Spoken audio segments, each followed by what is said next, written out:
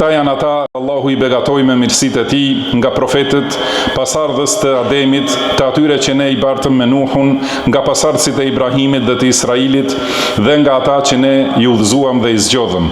Kur u lexoheshin atyre ajetet e të Gjithëmëshirshmit, binin duke bërë sejdë dhe qanin. Allahu i lartësuar i ka lëvduar njerëzit e dijes duke treguar se kur e dëgjojnë Kur'anin, atyre u shtohet frika dhe qajnë nga kjo frikë. Kur dëgjojnë për Kur'anin që është zbritur të dërguarit, i sheh se si u rrjedhin lotët nga syt, për shkak të së vërtetës që e kuptuan.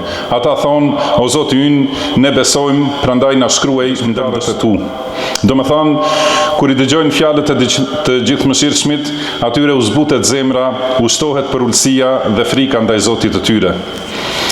Ta të cilve u është dhënë dituria para shpalljes së tij, kur u lexohet ai, bien në sejdë me fytyrat për tokë dhe thonë: "Qoftë i lavdruar Zoti ynë, me të vërtetë premtimi i Zotit është i plotësuar."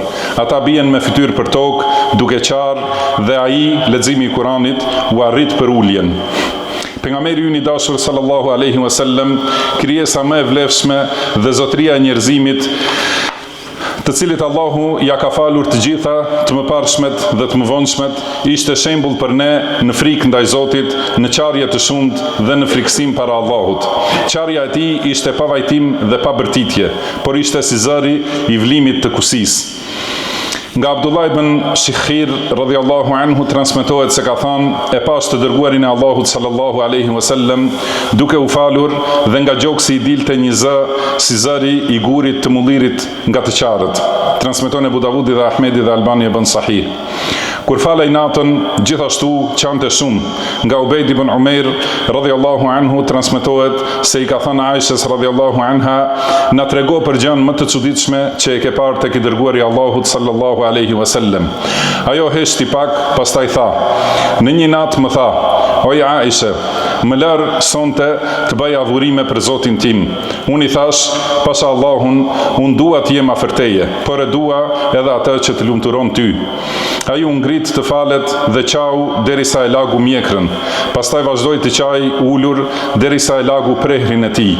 Pastaj vazhdoi të qaj derisa e lagu tokën. Pastaj erdhi Bilali radhiyallahu anhu ta thrasë ezanin e sabahut.